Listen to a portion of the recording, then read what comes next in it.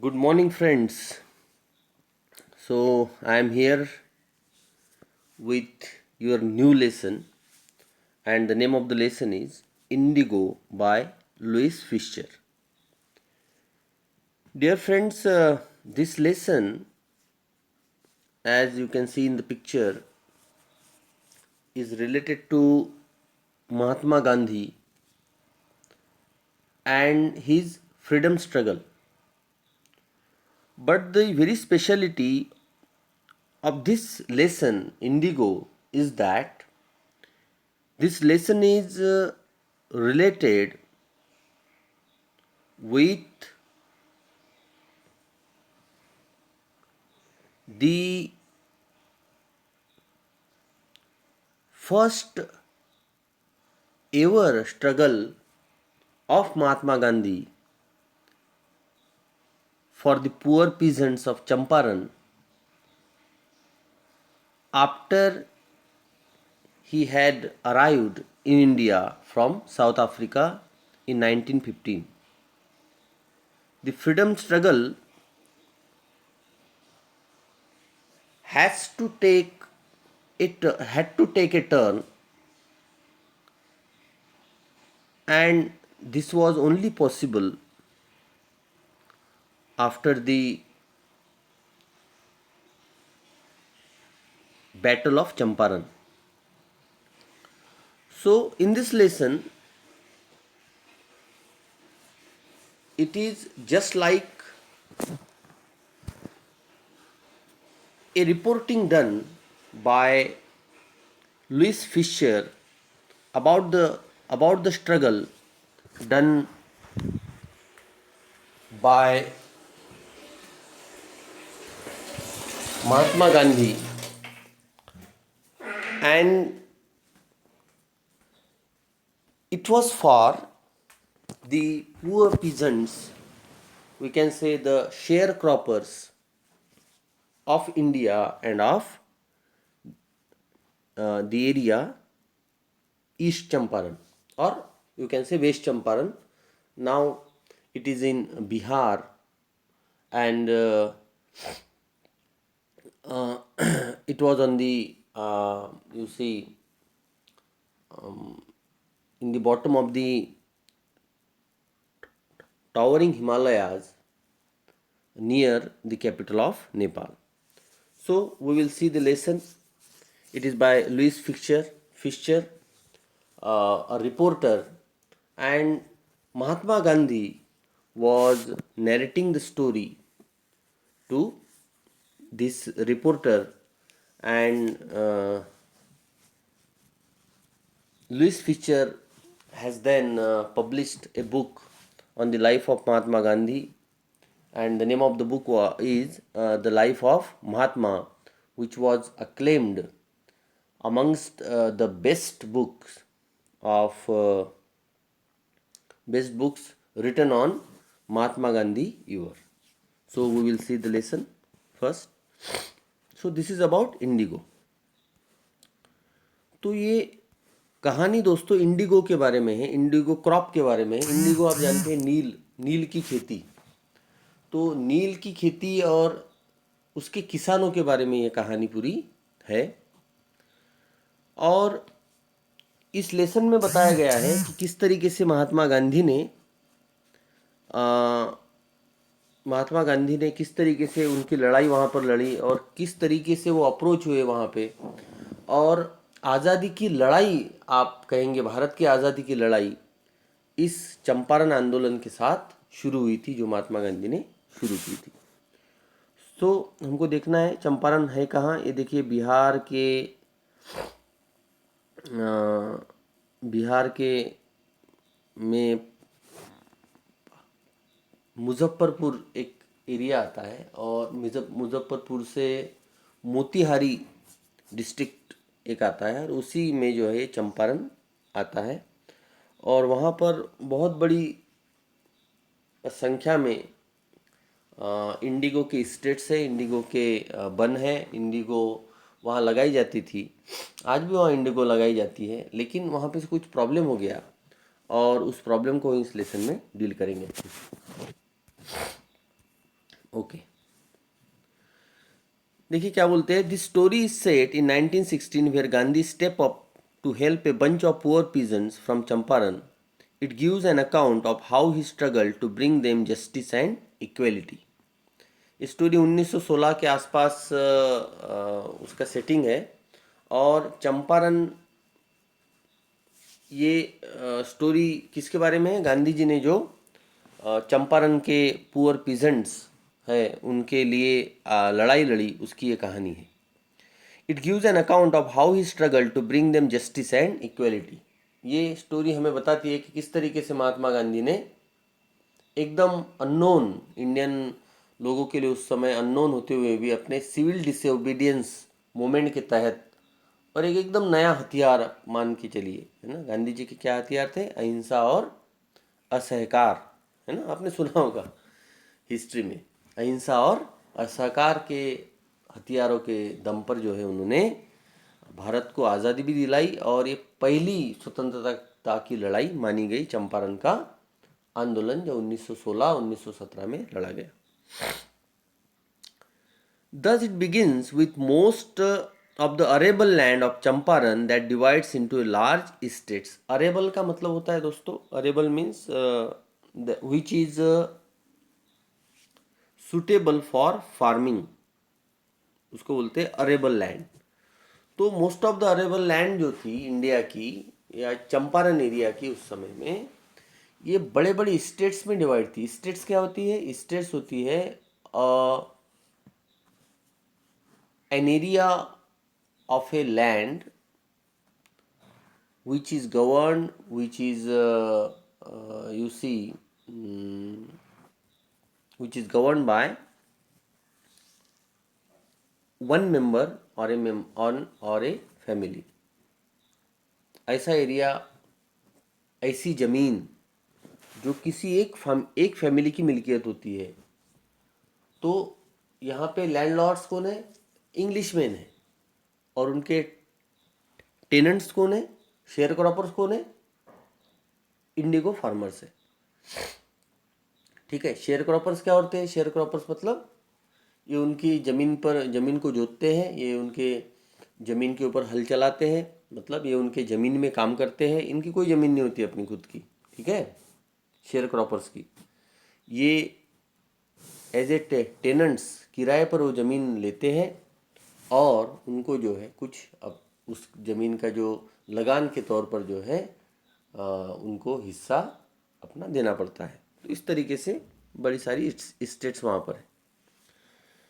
The owners of the states are Englishman and the workers are Indian tenants. देखिए कितना अच्छा लिखा है. We learn that the chief commercial crop of this land is indigo.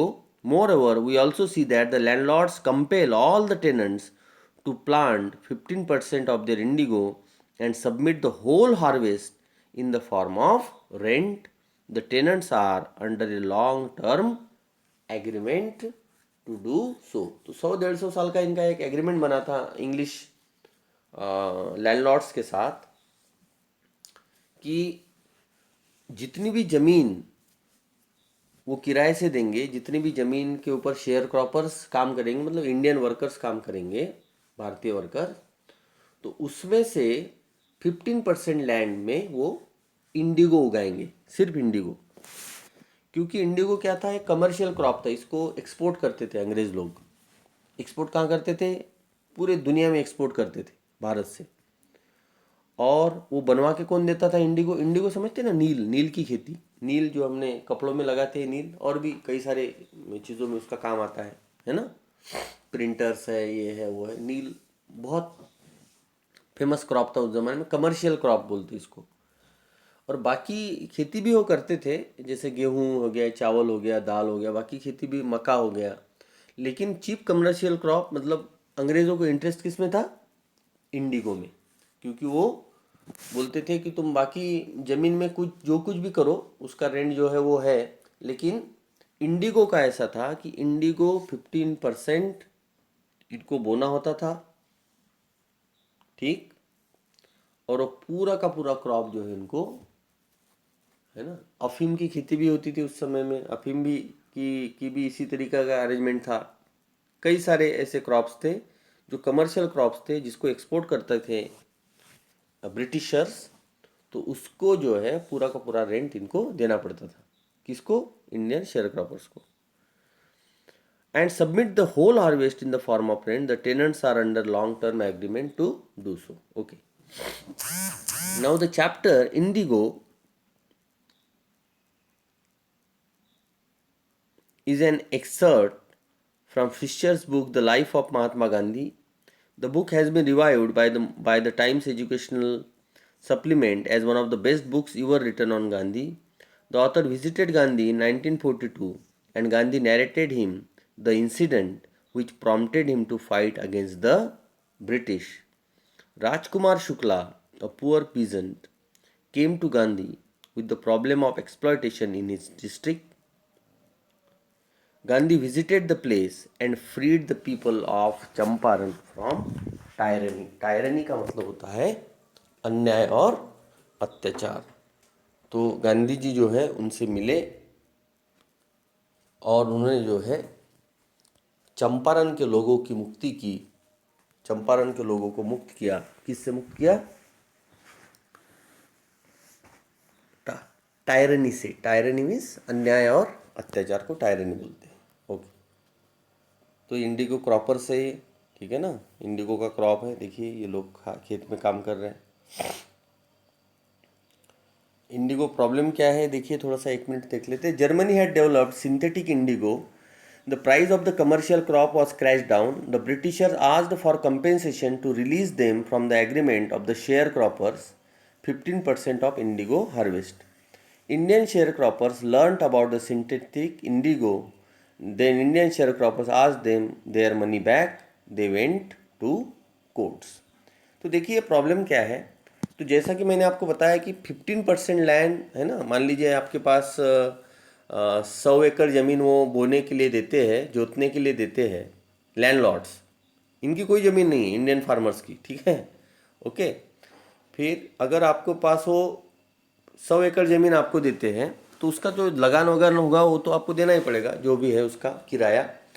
लेकिन 15% land ऐसी आपको करनी होती थी, उसमें आपको बोना होता था इंडिगो, ठीक।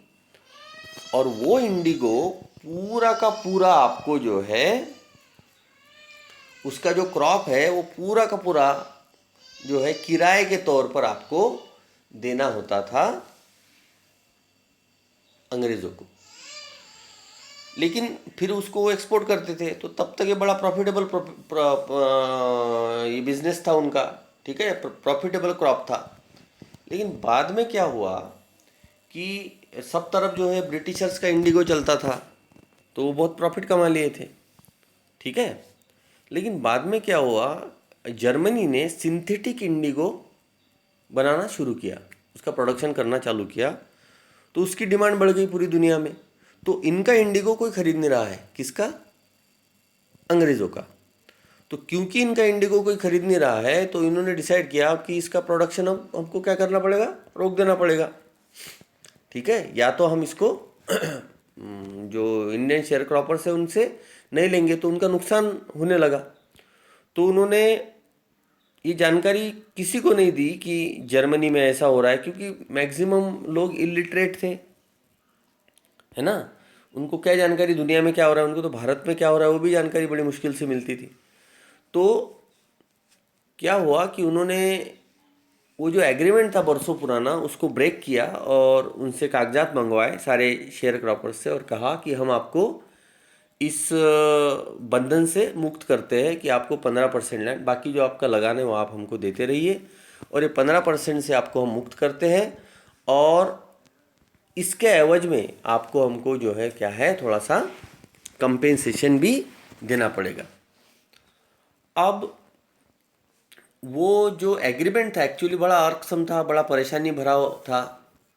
तो मैक्सिमम पीजेंट्स जो है वो मान गए इस बात को, और उन्होंने कंपेंसेशन भी दे दिया। चलो भाई ठीक है, हम इनके बंधन से मुक्त हो रहे हैं, है ना। इनको जो अलग से इंडिगो, क्योंकि वो इंडिगो का उनको तो कोई फ़ायदा था नहीं, वो पूरी की पूरी खेती जो है उनको देना पड़ता था। फिर उसमें कुछ नुकसान होता था, फिर कुछ प्रॉब्लम होता था, कोई फसल उजाड़ देते थे तो उसका भी खामियाजा फार्मर्स को ही झेलना पड़ता था। देन व्हाट हैपन कि कई लोग तो मान गए, उन्होंने कंपेंसेशन भी दे दिया। देखिए कंपेंसेशन भी दे दिया, आप समझ रहे हैं बात को। इलिटरेट होता है आदमी तो देखिए कैसा ठगा जाता है, उसको फंसाया जाता है, उसको पता ही नहीं कि इसमें उनकी तो कोई गलती है नहीं। तो फिर क्या हुआ कि उनको पता चला कि बाद में ये हुआ कि वो जर्मनी के सिंथेटिक इंडिगो के बारे में बाकी फार्मर्स को भी पता चला, जिन्होंने ये कंपेंसेशन अंग्रेजों को दिया था। कंपेंसेशन समझते हैं ना, मुआवजा, पैसा भी दिया उन्होंने उनको ये बंधन से मुक्त करने के लिए। तो एक तरीके से उनको बेवकूफ़ बनाया गया। फिर जैसे उनको पता चला कि जर्मनी के कारण हमारे साथ ये हुआ है, तो वो उनके खिलाफ हो गए, अंग्रेज़ों के खिलाफ। और उसके भी पहले कई किसान ऐसे थे जो इस एग्रीमेंट को तोड़ने के खिलाफ थे, और उन्होंने कहा कि नहीं, जैसा एग्रीमेंट चल रहा है वैसा एग्रीमेंट आप चलने दीजिए। और वो कहाँ चले गए, वो कोर्ट चले गए, उन्होंने वकील हायर कर लिए। ठीक है, तो उसमें इंडियन वकील्स थे सब, मोतिहारी में, पटना में, ठीक है, उस क्षेत्र में जो है, मतलब तहसील में कोर्ट्स वगैरह होते हैं ना। तो उन्होंने कहा कि जो है हम कोर्ट जाएंगे, तो वो कोर्ट चले गए, और बाकी लोग भी जो है बाद में कोर्ट चले गए। तो इसकी जानकारी राजकुमार शुक्ला ने, एक राजकुमार शुक्ला कौन है, वहाँ के एक पीजेंट है, कहाँ के, चंपारण के। और वो राजेंद्र प्रसाद के यहाँ हमेशा जाते रहते। राजेंद्र प्रसाद कौन, भारत के पहले राष्ट्रपति। तो वो कौन थे, वो पटना में एक बहुत बड़े लॉयर थे, है ना, वो जमींदार थे बहुत बड़े, और बहुत बड़े लॉयर थे। तो उनके यहाँ जाते आते रहते थे। तो किसी ने उनको बताया कि आप कांग्रेस के अधिवेशन में चले जाइए, 1916 में लखनऊ में कांग्रेस का अधिवेशन है, वहाँ शायद जाकर तुम्हारी कोई बात सुनेगा। तो राजकुमार शुक्ला जो है लखनऊ चले गए, और लखनऊ में जाने के बाद किसी ने उनकी बात ज़्यादा नहीं सुनी या उनके तरफ तवज्जो नहीं दिया, क्योंकि चंपारण को कोई ज़्यादा जानता नहीं है। ठीक है, तो किसी ने उनको बताया कि आप गांधी जी से मिलिए, गांधी जी अभी जो है थोड़ा भारत दौरे पर है, और शायद वो आपकी बात सुन ले। तो राजकुमार शुक्ला ने ये बात गांधी जी को बताई। तो इस तरीके से वो चंपारण आए, और इस आज़ादी के पहले आंदोलन की हम कह सकते हैं कि शुरुआत हुई।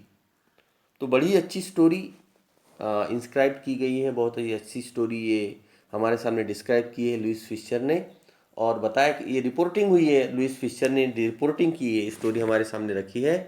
और उनको ये स्टोरी किसने बताया है, 1942 में लुईस फिशर जब महात्मा गांधी से मिलने आए, उनका इंटरव्यू लेने आए, कहाँ पर, सेवाग्राम में, तो ये सारी बात हुई। तो हम पूरा लेसन अभी पढ़ते हैं, बड़ा ही सुंदर लेसन, पहले से लास्ट तक जितने भी वीडियो होंगे मैं आपके लिए बना के भेजता हूँ। एंड और हमारे फ्लेमिंगो लेसन का ये सॉरी लास्ट लेसन है फ्लेमिंगो बुक का। Okay, now Louis Fisher 1896 to 1970, he was born in Philadelphia. He served as a volunteer in the British Army between 1918 and 1920. Fisher made a career as a journalist and wrote for the New York Times, the Saturday Review, and for European and Asian publications. He was also a member of the faculty of Princeton University.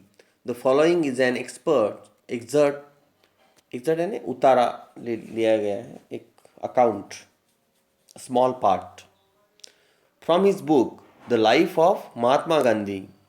The book has been revived as one of the best books ever written on Gandhi by Times Educational Supplement. Okay, देखिए क्या बोलता है, आय मतलब इसमें Lewis Fisher है।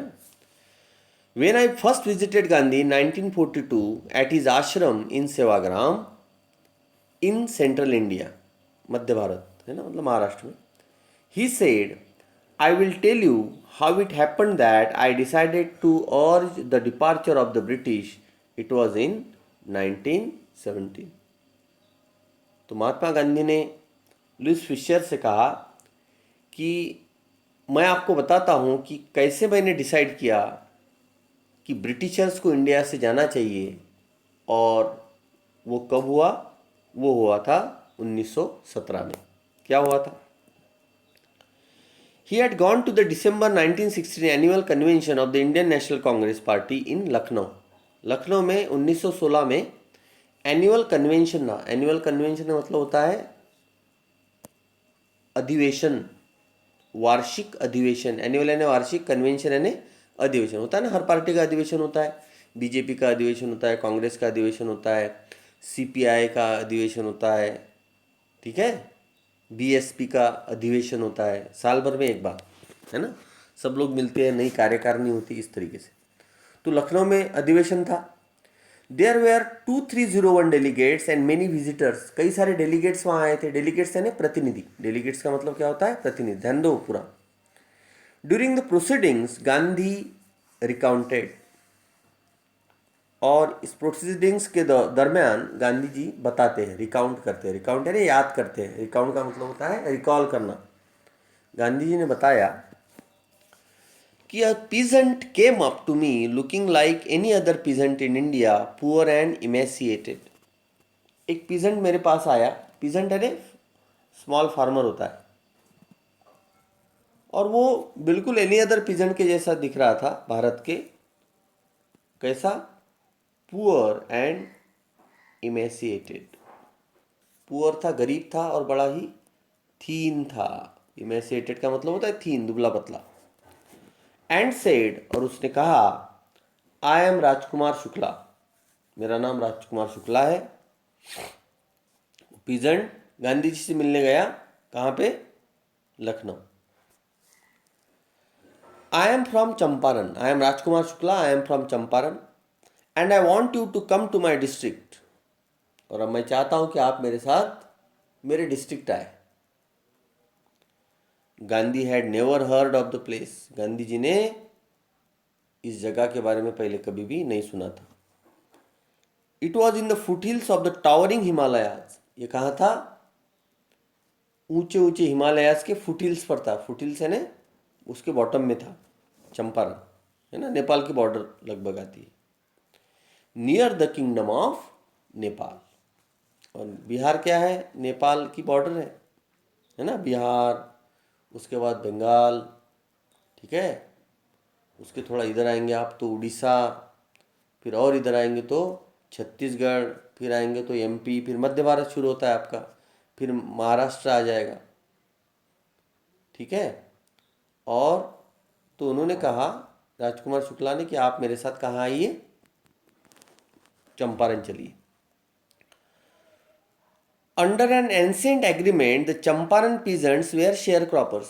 एक पुराना agreement था. एंशिएंट का मतलब पुराना. एक बरसों से चला आ रहा एग्रीमेंट था, एक सेटलमेंट था कि जो चंपारण के पीजेंट्स है वो सब के सब क्या है, क्या थे? शेयर क्रॉपर्स थे.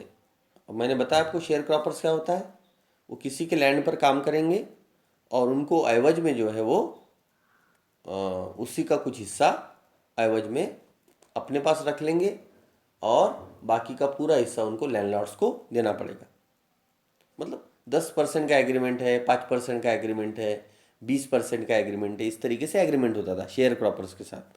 मान लीजिए आप 50 एकड़ ज़मीन जोत रहे हैं. 50 एकड़ आपने हायर कर लिए, आपकी फैमिली ने या कई सारे लोगों ने मिलके. तो आपको उसमें का 20% हिस्सा लगान के तौर पर किसको देना पड़ेगा? लैंडलॉर्ड्स को देना पड़ेगा. दो वर्ड ध्यान में रखना है इसमें, लैंडलॉर्ड्स और शेयर क्रॉपर्स. शेयर क्रॉपर्स मतलब भाड़े पर काम करने वाले, किराए पर किसी के खेत में.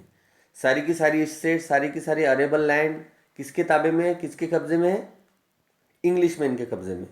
ओके, क्लियरली इसको समझिए. हाँ, कोई कन्फ्यूजन नहीं रखना.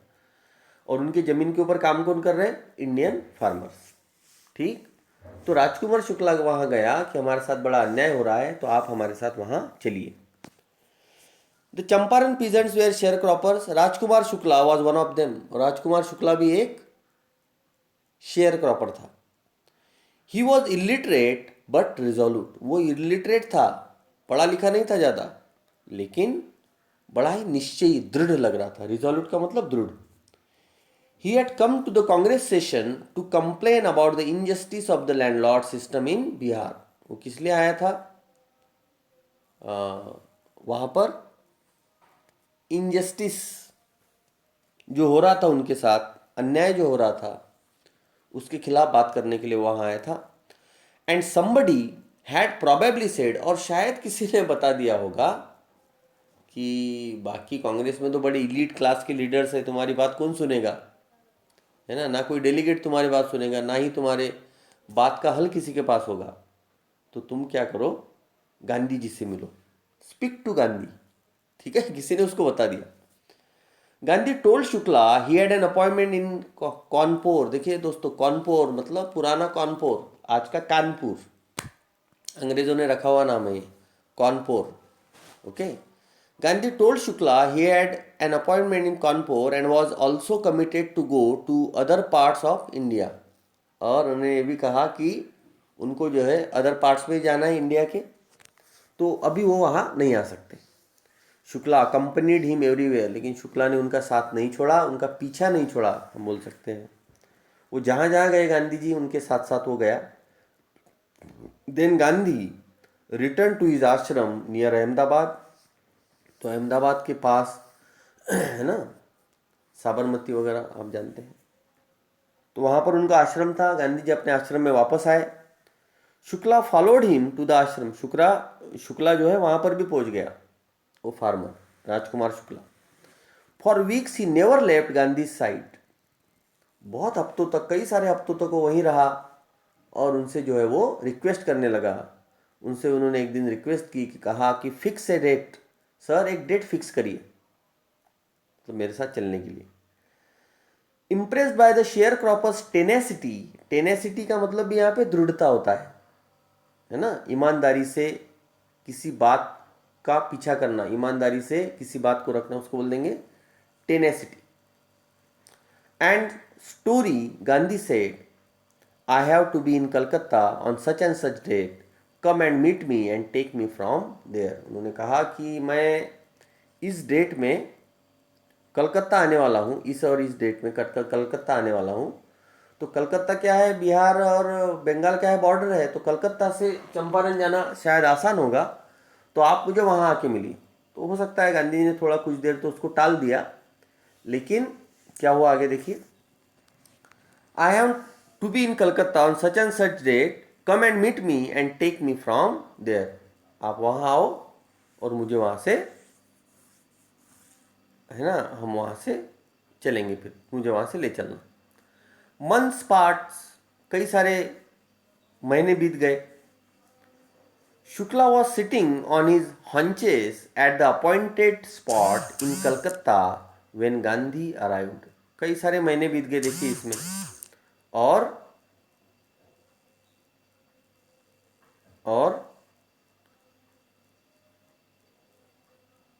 राजकुमार शुक्ला जो है वहाँ पे अपने हंचेस पर बैठा। हंचेस पर बैठा ना, नीचे बैठ जाना, ऐसे नीचे पैर नीचे करके बैठ जाना। तो गांधी जी वहाँ पे पहुँचे तो उन्होंने देखा कि राजकुमार शुक्ला वहीं बैठा है। ही waited till Gandhi was free. तो कलकत्ता में उनका पूरा काम खत्म होने तक राजकुमार शुक्ला ने इंतजार किया। Okay. He waited till Gandhi was free, then the two of them boarded a train for the city of Patna in Bihar. उसके बाद दोनों ट्रेन में बैठकर पटना आए। There Shukla led him to the house of a lawyer named Rajendra Prasad, who later became president of the Congress Party and of India. उसके बाद जब वो पटना आए, पटना तक ट्रेन आती होगी, वहाँ से उनको चंपारण जाना होगा, ठीक है, मुजफ्फरपुर की तरफ। तो राजकुमार शुक्ला उनको कहाँ ले आया, राजेंद्र प्रसाद के घर ले आया, जो लॉयर थे। राजेंद्र प्रसाद कौन है, कांग्रेस के प्रेसिडेंट भी बने बाद में और भारत के पहले राष्ट्रपति। Rajendra Prasad was out of town. Rajendra Prasad घर पर नहीं थे, शहर के बाहर थे वो। But the servants knew Shukla as a poor yeoman. Yeoman मतलब भी छोटा फार्मर, हाँ, येवमैन, कंफ्यूज नहीं होना, yeoman means farmer. Who pestered their master. Their master मतलब नौकरों का मास्टर। नौकरों के मास्टर कौन है, राजेंद्र प्रसाद।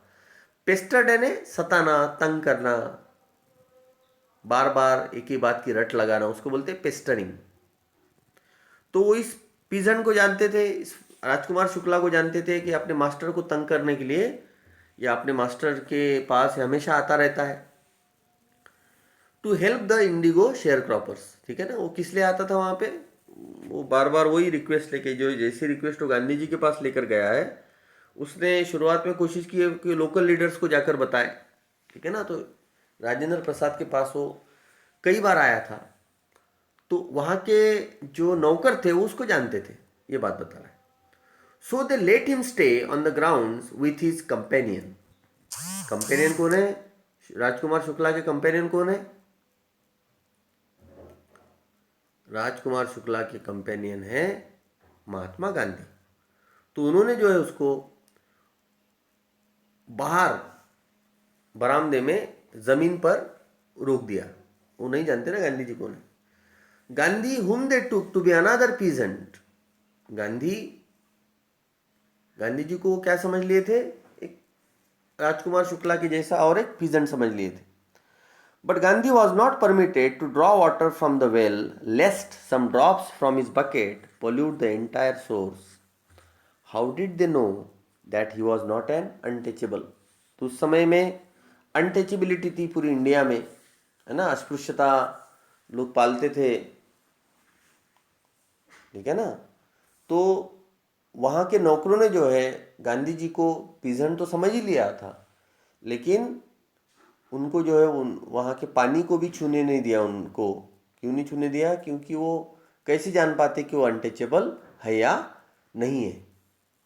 ठीक है ना, इसीलिए कोई अननोन व्यक्ति को उन्होंने जो है पानी को छूने नहीं दिया। तो इस अनटचेबिलिटी की बात को भी लुईस फिशर ने यहाँ पे बहुत अच्छे तरीके से यहाँ पे हमारे सामने रखा है कि कैसे उस ज़माने में अनटचेबिलिटी चलती थी। नौकर भी जो है घर के, जो है वो किसी आउटसाइडर को, है ना, बिना ये जाने कि वो अनटचेबल है या नहीं है, वो पानी छूने नहीं देते थे। तो महात्मा गांधी जी को भी उन्होंने पानी को हाथ लगाने नहीं दिया। उनको ऐसा लगता था कि इसके छूने से जो है कुछ ड्रॉप्स जो है पानी के अगर कुएं में गिर गए तो पूरा का पूरा पानी का सोर्स, पूरा का पूरा कुआं जो है वो खराब हो जाएगा।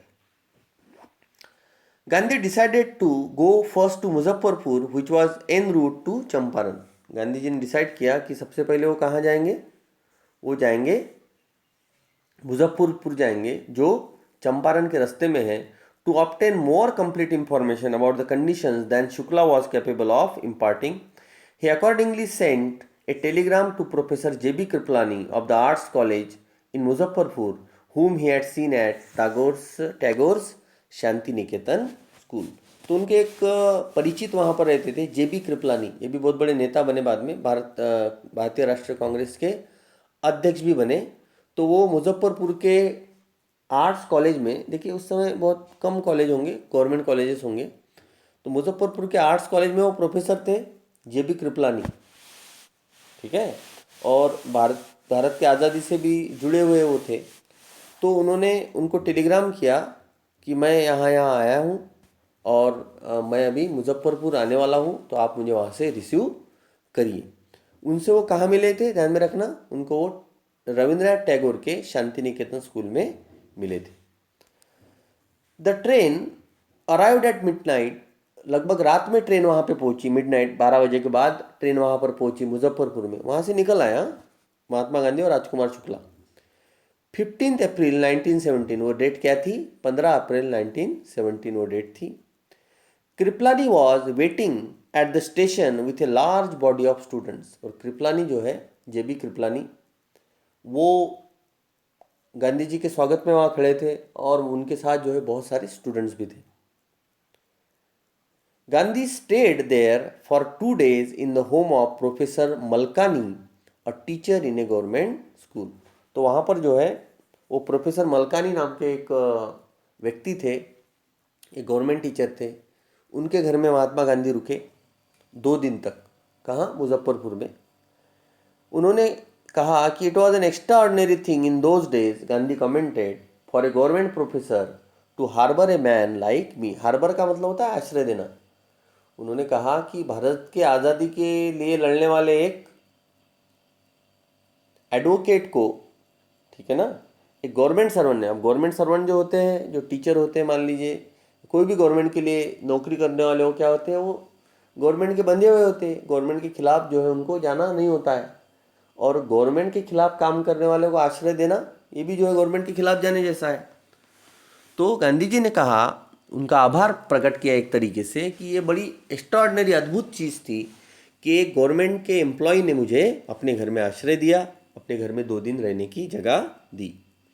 इन स्मॉलर लोकेलिटीज, छोटे जगहों पर, the Indians were afraid to show sympathy for advocates of home rule. Home rule का मतलब होता है आज़ादी का आंदोलन, है ना। होम रूल एक आंदोलन भी चला था, उसके डिटेल में हम नहीं जाते। 1917 16-17 में एक आंदोलन चला था होम रूल, और उसमें महात्मा गांधी और कई सारे लोग शामिल थे। तो उन्होंने कहा कि एक होम रूल के एडवोकेट को, होम रूल के अधिवक्ता को, है ना, अपने घर में पनाह प्रोफेसर मलकानी ने और जेबी कृपलानी ने दी, ये बड़ी ही अद्भुत बात थी। तो the video is almost 36 minutes my dear friends, so we will see the next part. और शायद 1 या 2 वीडियो इसके बन सकते हैं। We will see the next part day after tomorrow, and we will send the same to you. Okay, thank you, and join the class regularly. Okay, thank you.